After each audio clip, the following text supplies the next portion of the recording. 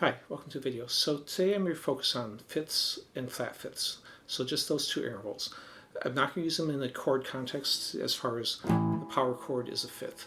And a lot of rhythms will use fifths, especially if you're doing rock or metal rhythms, but also even blues rhythms. Instead, we're going to focus on how using the melodies and not as just playing like a hybrid picking and using a fifth or strumming and then going to solo stuff, but using them as single notes. And we'll get into that. And I'll work you through first the 5 fingerings you can do for both fifths and flat fifths. Quickly go through that, then how I'll use them off every note on the scale or key, and then a more difficult version of that same exercise, and finally an improvising exercise that will help you to feel comfortable using them when you improvise. I tabbed out all of this, and also I tabbed out the exercise for improvising at the end. Rather than improvise something, I wrote something up so you can actually look at it more in detail and look at the tab for it so you can kind of get a better idea. Then the fifth level, so there's 5 levels here, is that you feel comfortable enough you can just play them and you can improvise with them. So that's where we're aiming to get to. So let's jump into the fingerings first. So you probably all know this fingering. And I'm just going to play all of the examples, exercises, up until the improvising one in the A minor scale in the key of C major. So the scale I'm using is just this. So you got a fifth there. Now, because I'm saying that scale, if I wanted to go off of E, that would go into the 3 note per string scale, but not the one I just did. So instead, you're going to reach back for that. So basically, it has a string skip in it. You can choose either pick outside picking or down, down. I do both. I don't have a strong preference for one or the other. I've kind of switched back and forth over time. So anyways, that's one option. Now, the third option is the same thing, but crossing a B string, it ends up looking like this. So now I'm going 7/5 with a string skip in between. And then this shape, when I cross a B string, looks like that. And then the final one would be if I'm taking on one string, which you might use in tapping, or you might use in sliding on. So that's your 5 fifths. The flat fives will look the same pretty much, but the fifth will be flat for each one. So in the key of C major, it's from the B note. So you've got this fifth. Now flatting it, this version would push it back to there, off the 4th string, and then off the 3rd string, crossing that. And then if I'm doing the same on one string, instead of being 7 frets higher like it was here, 5 plus 7, you get to 12, it'd be 4 plus 6, and that gets me to 10. And that would be my flat fives. So now you need to get comfortable with those. So if you're going to improvise, you really need to know them.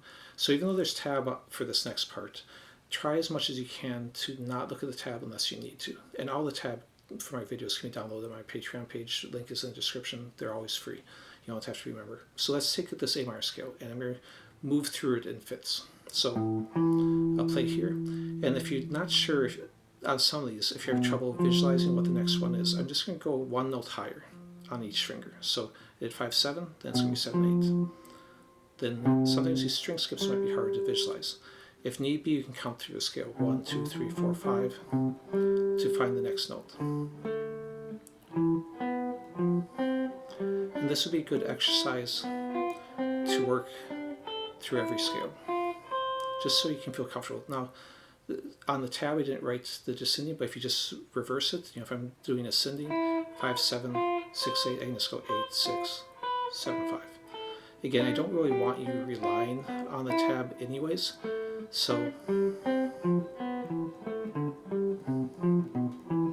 okay, so that's the first drill. The whole purpose of that is so when you're improvising, whatever note you end on, you can then picture where the fifth is. And by descending, you can also picture where the fifth is descending. So the next one will be combining ascending and descending while I ascend and while I descend. So you'll see what this means. Now you could, this is a much more advanced drill, or it takes a lot more visualization to do it. You could at this point jump to improvising one and skip this one. But you can really do the improvising one after any of these, but I put it fourth because each of these first three, if you get them down better, the improvising is easier. So this next one I'm going to do ascending fifth. Then I'm just going to go one note higher and do a descending fifth. So that puts me one note higher up here. So I'm on the B. Now I'm going to go C, ascend. Now I'll go one note higher, descend, ascend, one note higher, descend.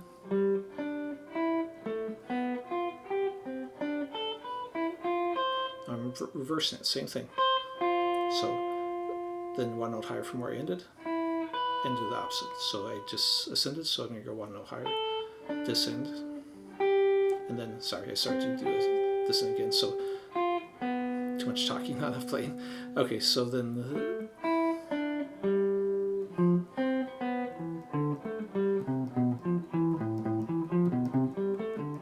so you can kind of get comfortable with that.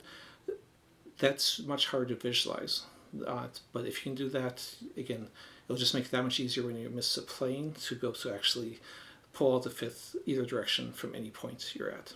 So now the improvising drill. What this is going to be is put restrictions on. So rather than just improvising with the goal of sounding good, which is when you're playing in front of a crowd of other people, that's what you want to do.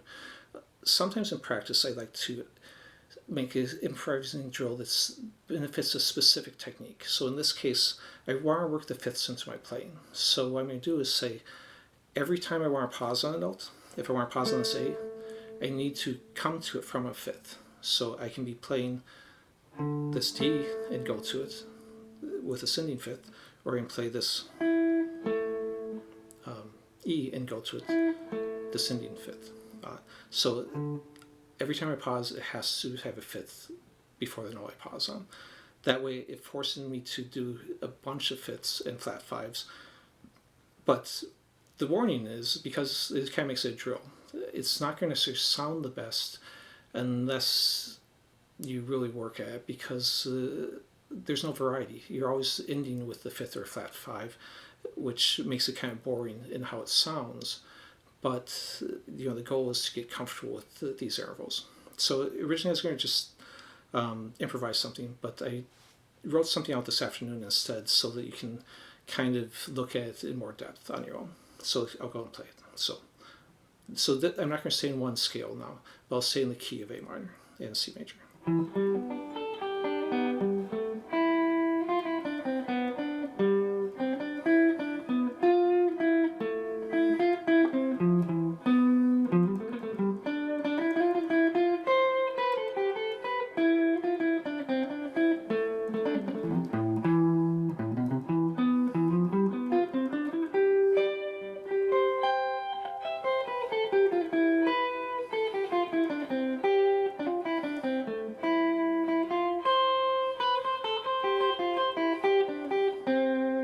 Okay, so again, I tried to make it still sound as good as possible, but still within the confines of having to use fifths constantly.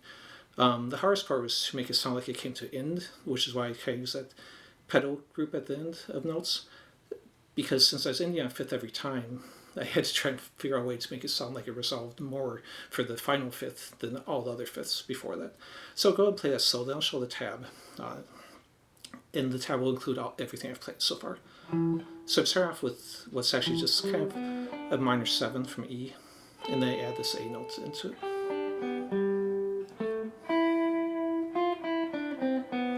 To hear I'm outlining a G arpeggio.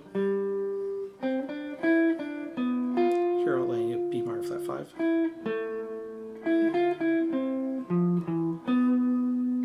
And then I just kind of start picking up speed at this point. I'll keep it slow for now. Here, I come down in an A minor arpeggio.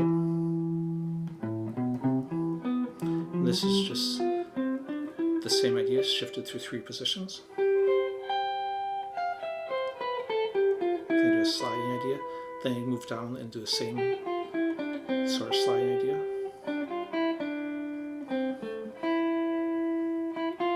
And then I do a pedal one coming off the C note.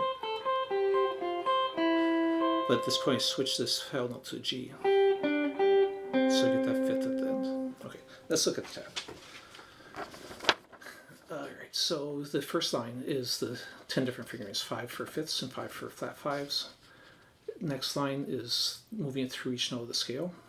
Again, just reverse it when you are in descend. Then alternating the ascending and descending for the next one. And then that whole last section is the improvising that I did. But again, actually improvise it. You can write stuff too, but you want to get to where you just feel comfortable with them. So the improvising one that I did at the end is just an example. You don't have to learn it. If you like an idea, you can pull that out. But the goal is to get comfortable improvising yourself. So using them in whatever way you want. They're probably going to sound totally different than how I use them, but that's how you get your own sound. Okay, so we're going to leave it at that. Please like and subscribe if you haven't subscribed already, and thanks for watching.